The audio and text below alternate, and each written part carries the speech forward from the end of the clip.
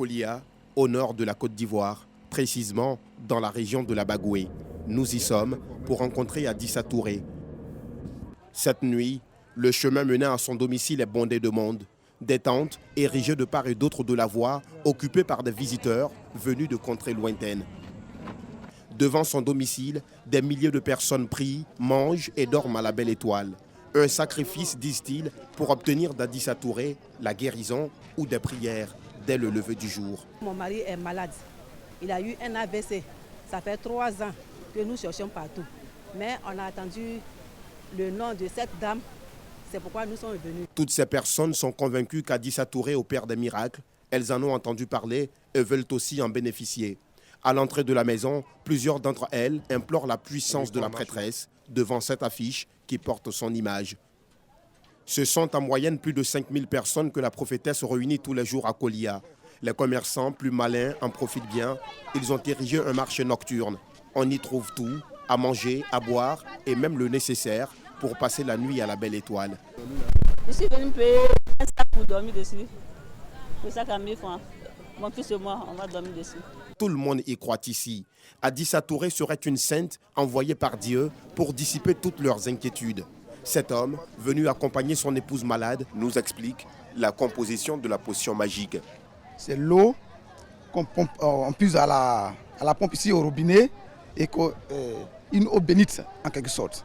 Et là, vous prenez, vous partez simplement, purement et simplement, vous lavez 3 fois, vous buvez simplement. C'est du beurre de karité, hein, simplement, naturel. Ici, c'est le miel naturel. Qui donne ça?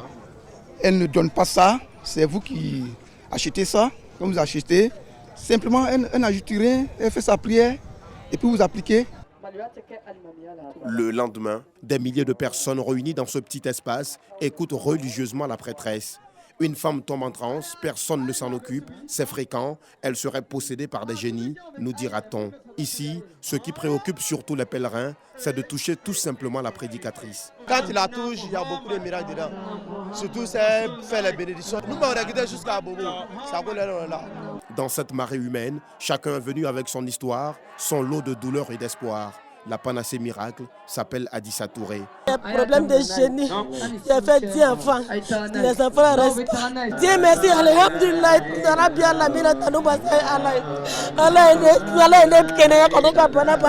J'ai quitté au Sénégal pour venir ici. J'ai commencé à laver ces médicaments. J'ai vu toutes mes choses propres. Cet homme vient de se convertir à l'islam. Il aurait obtenu une guérison miraculeuse d'une malformation à la bouche. Il aurait également recouvré la vue après 30 années de souffrance. Je suis veuve. Mon bout est tordu ici. Quand j'arrivais ici, 2 jours, je redressais, je vois clair. Perché sur ce podium, lunettes de soleil bien vissées, chapelet à la fois autour du bras et du cou, Adissa Touré délivre des messages en langue malinké. La cinquantaine révolue, cette teinturière a commencé les enseignements religieux il y a à peine 2 ans. Le moment où les génies mécréants veulent s'illustrer, Allah se manifeste. Allah ne fait que du bien. Mais Adissa Touré est bien loin de faire l'unanimité dans la ville de Kolia et ses environs. Certains voient d'un mauvais œil ces pratiques, d'autres vont jusqu'à la qualifier de faux prophète. Je ne crois même pas en cela, parce que l'on fait des miracles au nom de Dieu. Voilà. Mais si ça y est de ces gens de choses, moi je ne crois pas. Fini la prédication du jour, la célèbre guérisseuse de Kolia nous reçoit dans son salon pour l'interview. Nous commençons par la question que tout le monde se pose. D'où tire-t-elle ses pouvoirs? Est-ce une onction, une prophétie ou une vision? Quand vous avez une révélation, vous ne comprenez pas. Ce qui dépasse l'entendement. J'ai pris le temps de comprendre. Au début, j'étais perdue. En ce qui concerne les miracles, la prophétesse se veut explicite. Il y a des gens qui ne marchaient pas, qui ont marché. Il y a des aveugles qui ont retrouvé la vue. Il y a tellement de miracles qu'Allah opère. Sinon, moi-même, Adissa Touré, je ne suis qu'une créature. Je n'ai aucun pouvoir. Et quand vient le crépuscule, Adissa Touré dit être obligée de mettre un terme à sa prédication du jour. Elle tient absolument à faire sa prière de Maghrib, la prière de 18h chez les musulmans. Ces fidèles, venus par milliers à travers toutes les contrées de la Côte d'Ivoire et même de certains pays de la sous-région, tentent de repartir chez eux. Ils ne pourront pas y arriver ce soir, c'est clair. Ils ont donc fait installer à côté de la demeure d'Adissa Touré des tentes pour y passer la nuit. De retour à Abidjan, nous tendons notre micro au COSIM, Conseil supérieur des imams, des mosquées et des affaires islamiques en Côte d'Ivoire. Sur la question, l'instance suprême de l'islam ne se prononcera pas de sitôt. Le COSIM ne donne pas d'avis sur une question donnée sans chercher à savoir réellement ce qui se passe. Donc le cheikh a donné instruction à quelques départements du bureau de faire des recherches sur ce qu'elle dit et ce qu'elle fait. Dieu ou pas Dieu, logique ou non, Adissa Touré, la célèbre guérisseuse de Kolia, demeure un mystère. À mesure que les jours passent, le nombre de pèlerins à Kolia, à la recherche de la guérison ou d'un bien matériel, augmente. Dans le mois d'août, la commune de Jacquesville va vibrer au rythme de la culture des peuples des 3A. La ville bannière accueille la 3e édition du Festival des Arts et Cultures des 3A. Ce festival qui vise la valorisation des us et coutumes du département et prône le vivre ensemble a pour thème paix et cohésion sociale et est placé sous le haut patronage de la grande chancelière, Madame Henriette Dagri Diabaté. C'est une fille des 3A. Les responsables des cours. Pourquoi elle a accepté d'être marraine de ce festival d'art et de culture?